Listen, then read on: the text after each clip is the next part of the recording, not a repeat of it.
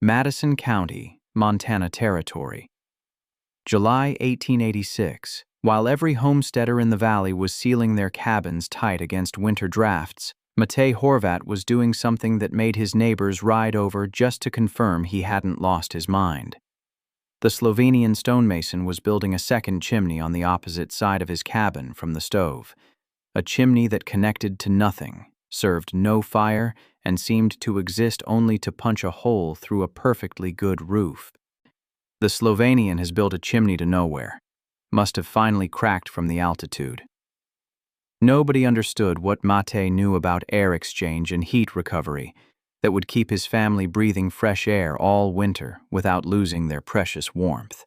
Subscribe and tell me in the comments where you're watching from. Matej Horvat had spent 32 years learning that sealed buildings killed as surely as frozen ones. Born in a village in the Julian Alps of Slovenia, he grew up in a landscape where winters brought deep snow and families sealed their homes tight against the cold. But sealed homes brought a different danger: air that grew stale and poisonous, moisture that condensed on walls and bred sickness, families that coughed through winters and buried children in spring. The villages of his region had learned centuries ago that fresh air was not a luxury. Fresh air was survival. The question was how to bring it inside without bringing the cold with it. His grandfather had been a master builder who understood the old ways of passive ventilation, the techniques developed in Alpine farmhouses over generations. The old man had explained the principle while they constructed a new home in the valley one autumn. Air wants to move. See, warm air rises and pulls cold air in behind it. If you seal a house completely, the air grows sick.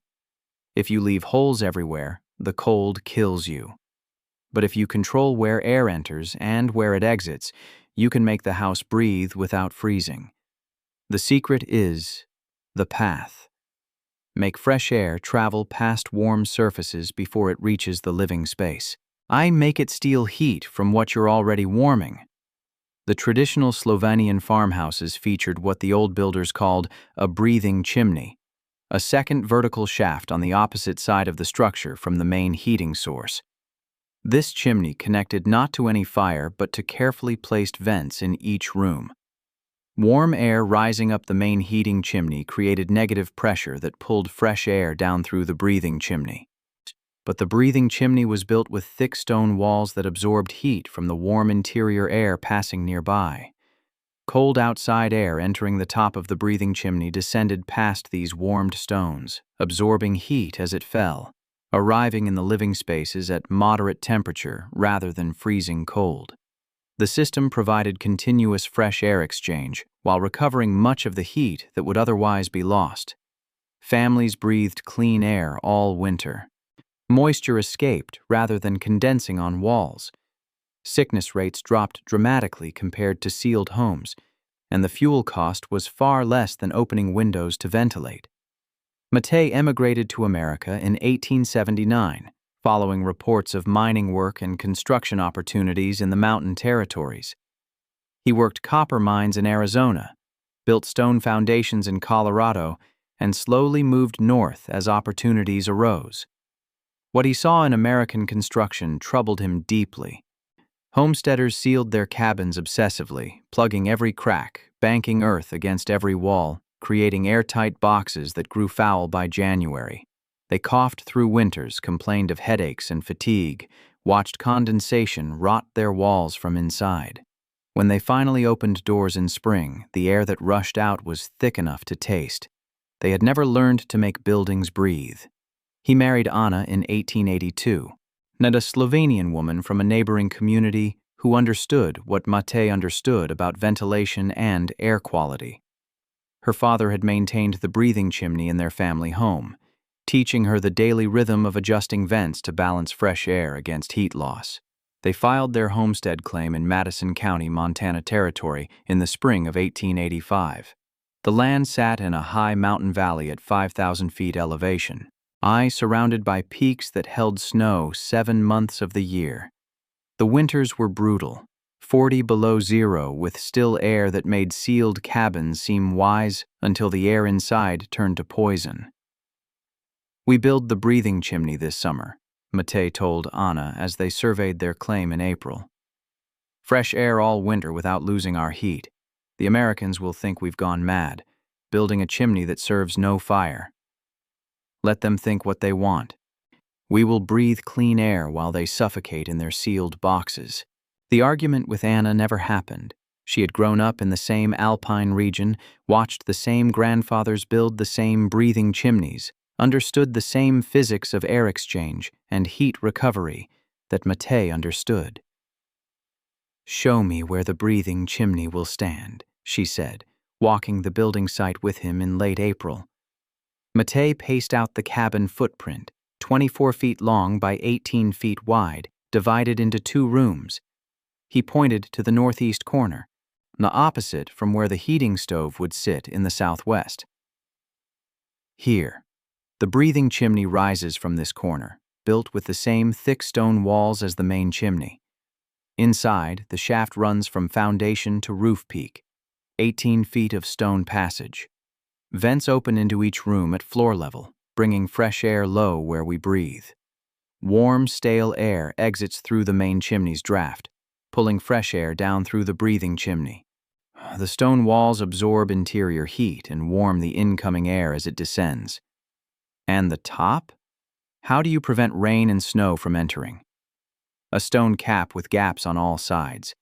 Air enters freely, but water cannot fall straight down. A copper screen keeps birds and insects out. The shaft stays dry, the air flows continuously, and we breathe fresh without freezing. Word reached the neighboring homesteads within weeks.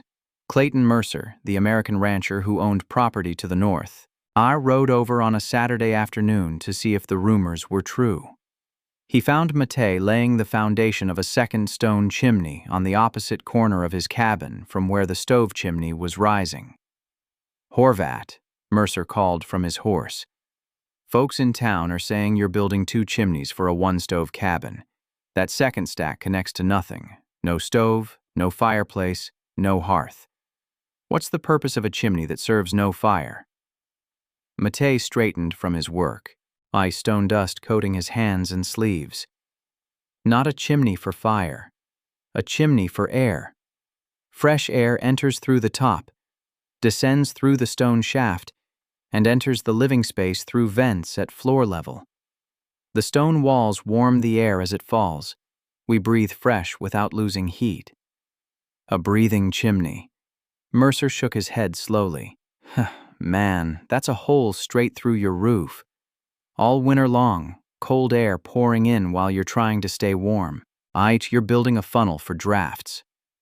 "Not drafts, controlled air exchange. The main stove chimney creates negative pressure when fire burns. This negative pressure pulls air through the building. Without a controlled inlet, air enters through cracks and gaps wherever it can find weakness. With the breathing chimney, air enters where I choose and travels the path I design. The stone walls warm it before it reaches us. And when the fire's out, when there's no draft pulling, warm air rises naturally through any vertical shaft. The temperature difference between inside and outside creates continuous movement. As long as our cabin holds warmth, the breathing chimney pulls fresh air in, and the main chimney lets stale air escape. The house breathes whether fire burns or not." Mercer turned his horse. "Your cabin, your mistake. But when that hole in your roof fills your home with cold and you're burning double the wood just to overcome your own foolishness, don't say nobody warned you about punching unnecessary holes through good construction." Anna watched him ride away, then looked at her husband standing beside the foundation of the chimney that would make their home breathe. "He thinks every hole is a weakness. He doesn't understand that controlled openings prevent uncontrolled failures. He seals his cabin tight and wonders why his family coughs all winter. We will breathe fresh air and wonder why anyone ever lived differently." What Matej Horvat understood from 32 years of Slovenian Alpine construction, modern ventilation engineers would later quantify with precision. But the principles he was applying had been tested through centuries of construction, in a region where sealed buildings meant sickness and open buildings meant freezing. The fundamental insight was that buildings must breathe, but breathing must be controlled. A sealed cabin accumulates carbon dioxide, moisture, and combustion byproducts with every hour of occupation. A family of 4 produces approximately 2 pounds of moisture vapor daily through breathing alone, more when cooking, washing, or drying wet clothing. In a sealed cabin, this moisture has nowhere to go. It condenses on cold surfaces, saturates wooden walls, promotes mold growth, and creates respiratory illness. Carbon dioxide levels climb steadily, causing headaches, fatigue, and impaired thinking. Inert combustion byproducts from stoves and lamps add carbon monoxide and particulates. By midwinter, sealed cabins contained air that was genuinely poisonous. The obvious solution, opening windows or doors, worked, but at catastrophic cost. Each cubic foot of cold outside air entering required heating from ambient temperature to room temperature. At 40 below zero, warming that air consumed enormous fuel. Homesteaders faced a brutal choice: breathe and freeze, or stay warm and suffocate. The breathing chimney solved both problems simultaneously through passive heat recovery. The physics were elegant. Warm air inside the cabin naturally rose and sought escape through any available opening. The main stove chimney provided this escape route, creating negative pressure throughout the structure. This negative pressure pulled replacement air into the cabin. Without a controlled inlet, air entered through cracks, gaps, and poorly sealed joints. Random infiltration that brought cold air directly into the living space without any heat recovery. The breathing chimney provided a controlled inlet with built-in heat recovery. Fresh air entered at the top of the 18-foot stone shaft and descended through the structure. The shaft walls, built of thick stone, absorbed heat from the warm interior air passing nearby on the other side. These warmed stones then transferred heat to the cold incoming air as it descended past them. By the time fresh air reached the floor-level vents, it had absorbed significant warmth from the stone, arriving at perhaps 30 or 40 degrees rather than 40 below zero. The temperature differential between inside and outside drove the system continuously. Hot air rising through the main chimney pulled fresh air down through the breathing chimney in a perpetual loop. No fans, no mechanical systems, no energy input beyond what the stove already provided. The house breathed passively, exchanging stale air for fresh while recovering much of the heat that would otherwise be lost. The floor-level inlet vents placed fresh air exactly where occupants breathed. Stale, warm air accumulated at ceiling height and exited through the main chimney's natural draft. Fresh, cool air entered low and warmed as it rose through the occupied space. The vertical stratification created by this pattern ensured that the freshest air was always at breathing height. Modern engineers would call this a passive heat recovery ventilation system. The stone shaft functioned as a crude heat exchanger, transferring thermal energy from outgoing stale air to incoming fresh air. Recovery rates of 40 to 60% were achievable, meaning that only half the usual heating energy was lost to ventilation. Mate's neighbors would seal their cabins tight and slowly poison themselves with their own exhalations. They would open doors in desperation and watch their precious heat vanish in seconds. They would cough through winters and blame the climate rather than their construction. Mate would build a chimney that connected to nothing, and that chimney would deliver fresh air continuously, warmed by stone that had absorbed interior heat, maintaining air quality while recovering energy that would otherwise be lost to random infiltration. Construction began the first week of June, with spring warmth softening the frozen Montana soil, and Mate eager to complete both chimneys before winter returned. He started with the main stove chimney in the southwest corner, conventional construction that any American homesteader would recognize. Stone foundation, fire brick-lined firebox, 18 feet of stone shaft rising through the roof. This chimney would serve the iron stove that would heat the cabin, so creating the negative pressure that would drive the entire ventilation system. The breathing chimney in the northeast corner required equal care despite serving no fire. Matei laid a foundation identical to the main chimney. Stone blocks set 3 feet deep, solid enough to support 18 feet of masonry. The shaft would be cold inside, but the walls needed mass to absorb and transfer heat.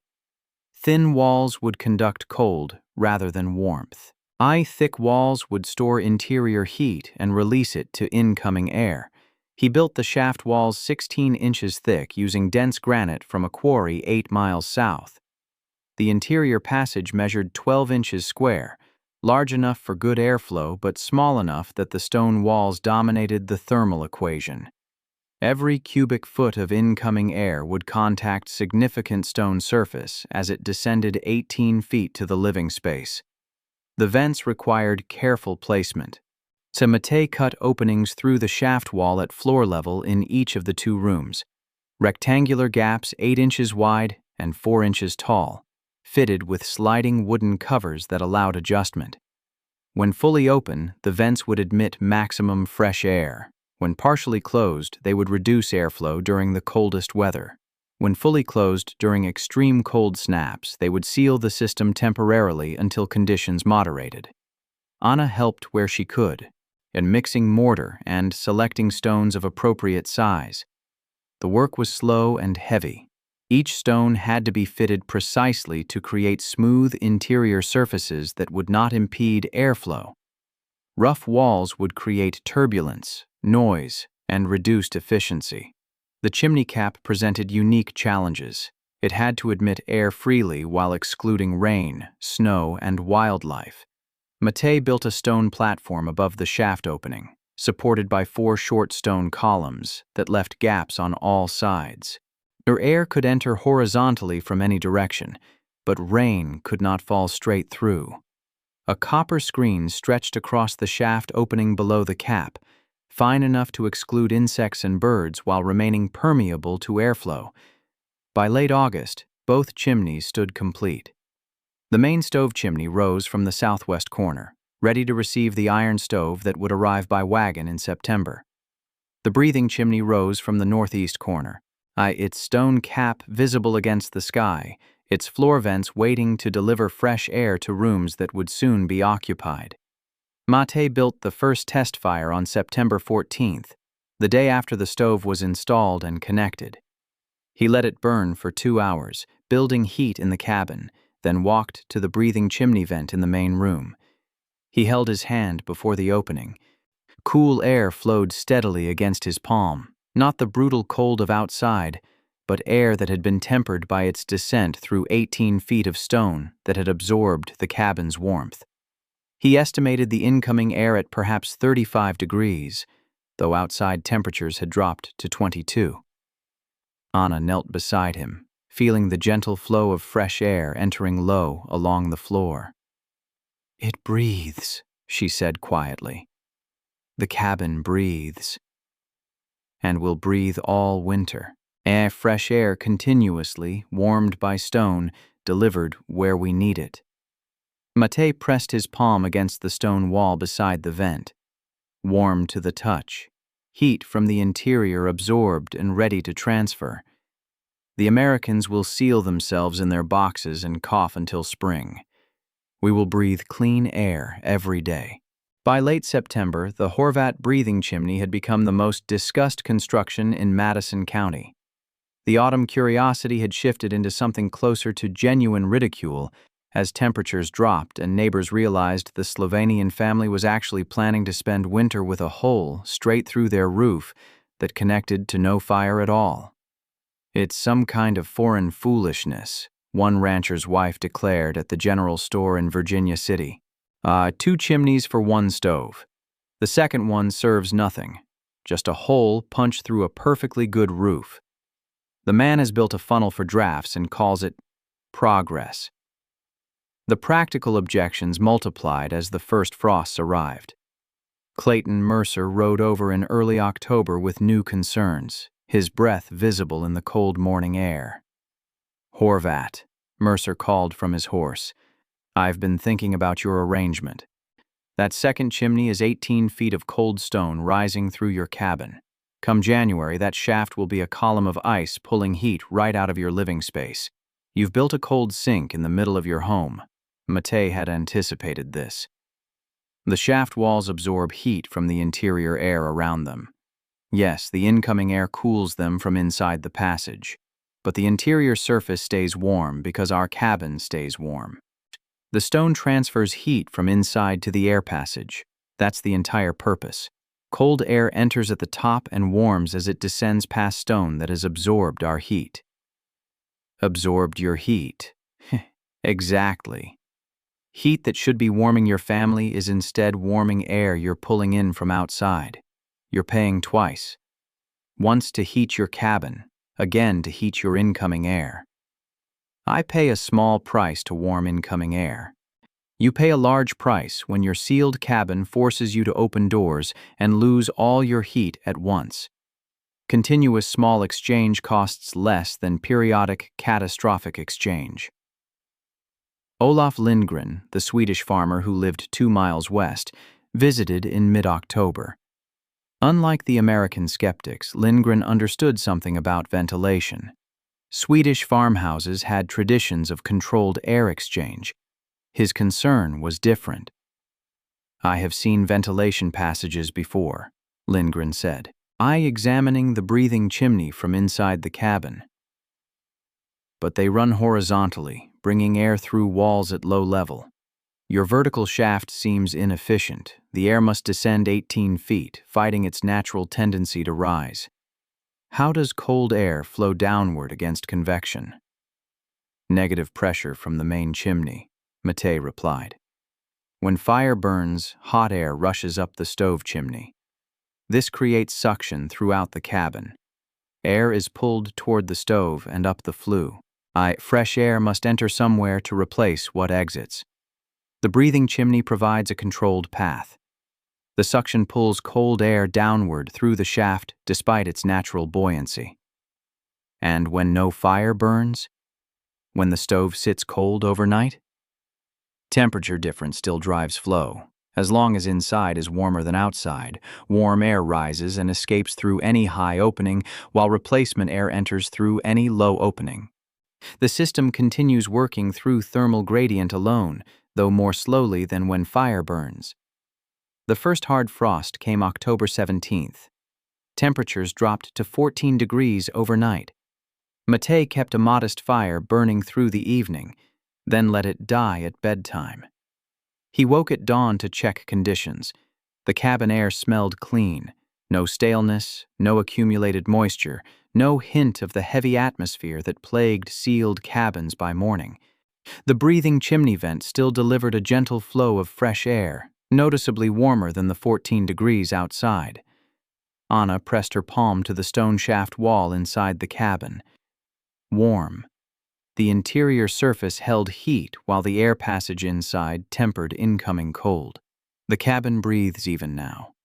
No fire, and still it breathes. January 1887 arrived with brutality that old-timers in Madison County would reference for decades. An Arctic system descended from Canada on January 8th, driving temperatures from a manageable 8 degrees to 38 below zero by midnight. Dawn on January 9th brought 42 below.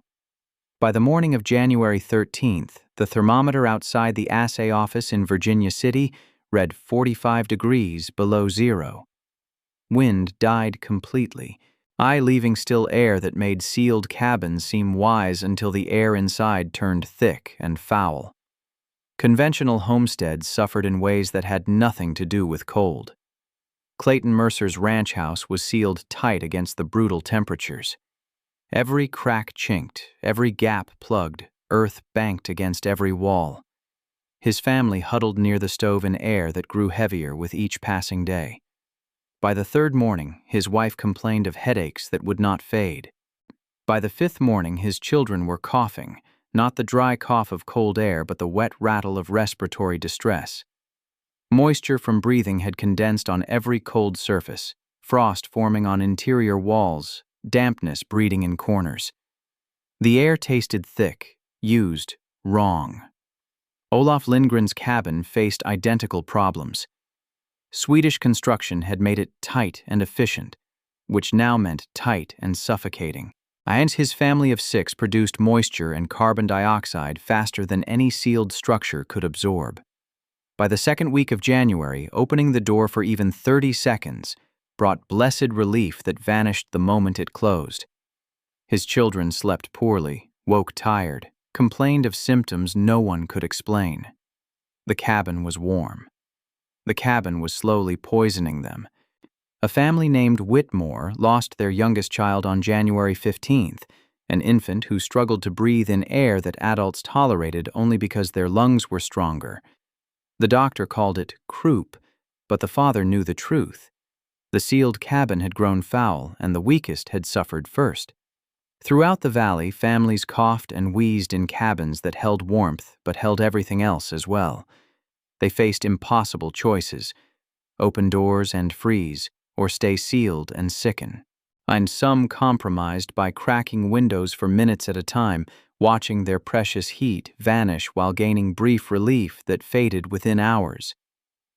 Nobody thought about the Horvat family during those desperate days. The Slovenians with their strange second chimney were assumed to be either managing like everyone else or suffering worse. Their hole through the roof surely filling the cabin with killing cold. On the morning of January 13th, the coldest day of the cold snap, Mate Horvat woke to air that smelled of nothing at all, clean, fresh. The breathing chimney had worked through the night, pulling outside air down through 18 feet of warmed stone, delivering it at floor level throughout both rooms while stale air escaped through the main chimney's residual draft. The continuous exchange prevented any accumulation of moisture or carbon dioxide. The stone walls, warmed by days of interior heat, tempered the 45 below air to perhaps 20 degrees before it entered, cold enough to notice but not cold enough to harm. No condensation on the walls, no frost on interior surfaces, no heaviness in the air, just the clean, slightly cool atmosphere of a building that breathed properly. Anna stood at the breathing chimney vent, feeling the steady flow against her ankles. Fresh air even now. 45 below outside and we breathe clean. The stone holds enough heat to warm what enters. The exchange never stops. Mate pressed his palm to the interior shaft wall, still warm despite the brutal cold outside. Mercer's family is coughing in their sealed box right now. They will open their door in desperation and lose all their heat. We lose a little heat continuously and gain clean air every moment. Clayton Mercer reached the Horvat homestead just after noon on January 16th. The ride had taken nearly 2 hours through cold that froze the moisture in his nostrils with every breath. His face was raw beneath 2 scarves wrapped tight. His fingers ached inside 3 pairs of gloves layered one over another, but the cold was not why he had come. His family was sick. His wife's headaches had become constant. His children coughed through every night. The cabin air had grown so thick that stepping outside into 40 below temperatures brought relief rather than suffering. He had opened the door that morning for 30 seconds of fresh air and watched frost form on every interior surface as heat fled. Something was terribly wrong with how they were living, and the Slovenian family with their strange second chimney seemed to be the only homesteaders in the valley who were not suffering. The first thing he noticed was the smoke. So both chimneys showed activity. The main stove chimney poured normal wood smoke, but the breathing chimney cap showed faint wisps of moisture vapor rising from its gaps. Something was moving through that second shaft. Something was flowing. The second thing he noticed was the sound. As he approached the cabin door, he heard nothing. No coughing, no wheezing, no restless children. Just quiet voices in normal conversation. Anna opened the door before he knocked. What came through that doorway stopped Clayton Mercer where he stood. The air that rolled out was warm, yes, but more than warm. It was clean, fresh, light. It carried none of the heaviness that filled his own cabin, none of the thickness that made every breath an effort. This air felt like spring. "Come inside," Anna said calmly. "Before you freeze." Mercer stepped through and Mary closed the door behind him. The cabin was warm, perhaps 55 degrees, comfortable without being hot. But the temperature was not what struck him. The air quality was unlike anything he had experienced indoors in winter. His lungs expanded fully. His head, which had ached dully for days, began to clear within minutes. "How?" he asked simply. "How is your air so clean?" Matej led him to the breathing chimney vent in the main room. "Kneel here. Put your hand before the opening." Mercer knelt and extended his palm. Cool air flowed steadily against his skin. Not the brutal cold of 45 below, but something moderate, perhaps 20 or 25 degrees. Fresh air, entering continuously at floor level. This is outside air? Outside air that has descended 18 feet through stone that has absorbed our interior heat. The shaft walls warm the incoming air as it falls. By the time it reaches us, the worst of the cold has been removed. Fresh air enters continuously. Stale air exits through the main chimney and the exchange never stops. But the cold. You must be burning twice the wood to overcome this constant flow. Matej shook his head. We burn perhaps 1/4 more than a sealed cabin. The stone recovers much of the heat that would otherwise be lost. Random drafts through cracks and gaps would cost far more. Cold air entering at full outside temperature, unwarmed, unpredictable. This is controlled exchange with heat recovery. Small continuous cost instead of large periodic disaster. Mercer stood slowly, breathing deeply, feeling his headache continue to fade. My family is sick, coughing, headaches, moisture on every wall. The cabin feels thick, heavy, wrong. Your cabin is sealed. Your family breathes the same air over and over, adding moisture and carbon dioxide with every breath. The air becomes poisoned slowly enough that you don't notice until sickness arrives. Matej gestured at the vent, still delivering its gentle flow. This chimney connects to nothing but the sky. And the sky provides what sealed walls cannot. Air that has never been breathed before. Mercer did not keep what he experienced to himself. By January 19th, he had told every homesteader within riding distance about the clean air inside the Horvat cabin, the breathing chimney that delivered fresh air continuously, and the family that showed no signs of the sickness plaguing every sealed home in the valley. Most didn't believe him. A rancher named Coggins laughed outright, despite a cough that rattled in his chest. You're telling me a second chimney that serves no fire keeps a family healthy? Clayton, the altitude has gotten to your head. I'm telling you what I breathed with my own lungs. I walked into that cabin with a headache I'd had for a week and walked out an hour later with my head clear. The air inside was fresh, not stale, not heavy, not thick like every other cabin in this valley. Cold air comes in through that second chimney, gets warmed by the stone as it falls, and enters the rooms at floor level. Stale air goes out the main chimney. The house breathes like a living thing. The first visitor after Mercer was Olaf Lindgren, the Swedish farmer who had questioned the vertical shaft design back in October. He arrived on January 21st, his own family weakened by weeks of breathing recycled air, his youngest daughter running a fever that would not break. He had dismissed the breathing chimney as inefficient. Now he came to understand what controlled ventilation could actually do. He spent an hour inside the Horvat cabin, breathing deeply, feeling his own chest loosen as clean air replaced what he had been inhaling for weeks. He knelt at the breathing chimney vent, feeling the steady flow of tempered fresh air against his palm. He examined the stone shaft walls, warm to the touch despite delivering air from 40 below outside. The principle is sound, Lindgren admitted, indeed pressing his hand against the interior shaft wall. The stone absorbs interior heat and transfers it to the incoming air. The vertical drop provides residence time. The air contacts warm stone for 18 feet before reaching the living space. By the time it arrives, the worst of the cold has been removed. The house breathes continuously, Matej replied. No accumulation of moisture or foul air. No periodic opening of doors that waste all your heat at once. Small continuous exchange costs far less than large catastrophic exchange.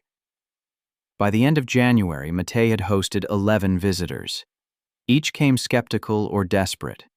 Each left breathing easier than they had in weeks. A doctor named Whitfield visited on January 28th and spent 2 hours examining the system, testing air quality by observation, and documenting what he found. The respiratory symptoms plaguing this valley are not disease, Whitfield declared, recording notes in his leather journal. They are suffocation by degrees. Sealed cabins accumulate carbon dioxide and moisture until the air becomes genuinely harmful.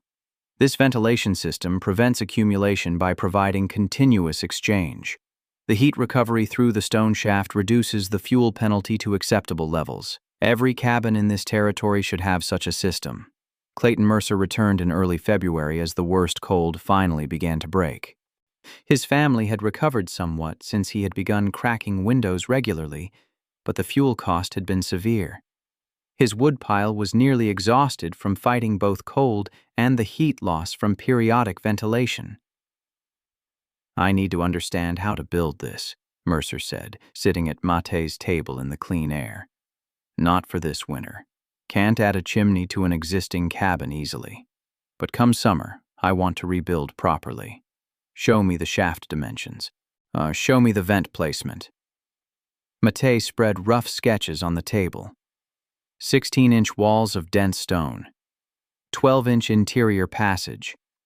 Vents at floor level in each room with sliding covers for adjustment. The mass of the stone is critical. Thin walls conduct cold instead of recovering heat. Matej Horvat lived another 26 years on that homestead in Madison County. He died in the autumn of 1912, surrounded by children and grandchildren who had grown up breathing clean air every winter while neighbors coughed and wheezed in sealed boxes. The original breathing chimney stood until 1948, when Matej's grandson finally demolished the cabin to build a modern home with mechanical ventilation. The stone was scattered across the property, but one piece sits now on the mantelpiece of the family home in Virginia City, a section of the shaft wall that had warmed incoming air for 62 winters. Anna outlived Matej by 5 years, passing in 1917 in the cabin they had built together. She spent her final winters breathing air that arrived fresh through the stone passage her husband had constructed, never once suffering the respiratory ailments that plagued her neighbors. The breathing chimney still worked. Ours still pulled fresh air down through warmed stone, still delivered clean air at floor level, while stale air rose and escaped through the main chimney's draft. The winter of 1887 remained the benchmark against which all subsequent Madison County winters were measured. Old-timers would ask each other, "Is it as bad as 87?" And the answer was almost never yes. But even mild winters still revealed the fatal flaw of sealed cabins, air that grew thick and foul, ice moisture that condensed and bred sickness, families that suffered ailments they blamed on cold rather than on suffocation. By 1901, 9 homesteads in the county had incorporated some variation of passive ventilation. Not all used vertical breathing chimneys.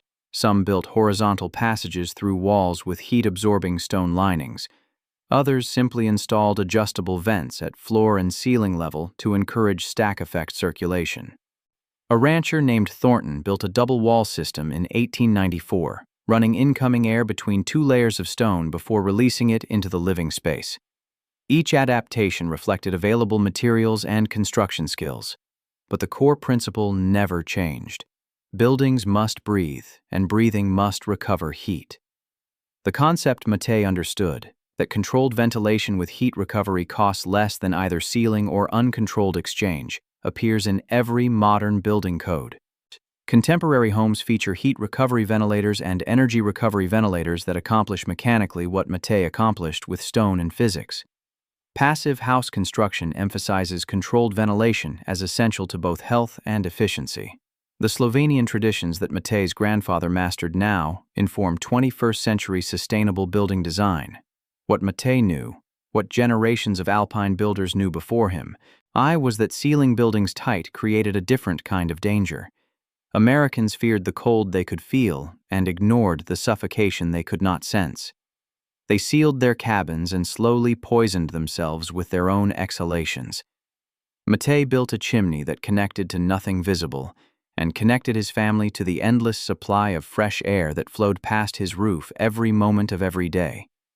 After Anna passed, her daughter found a note tucked into the family Bible, written in Anna's careful Slovenian script. They called it a chimney to nowhere. They said we had punched a hole through our own roof. But that hole brought us air that had never been breathed, warmed by stone that had absorbed our fire's gift. Matej built what his grandfather taught him, what the Alpine builders of Slovenia had known for 300 years. Sealed homes grow sick. Open homes grow cold. But homes that breathe through controlled passages stay healthy and warm. The Americans coughed through every winter and blamed the climate. We breathed clean air and knew the truth. Buildings must breathe, and breathing must be designed. The stone on the mantelpiece holds no warmth now, but it remembers 62 years of fresh air descending through its passage, warmed by absorbed heat, keeping a family healthy while sealed cabins suffered.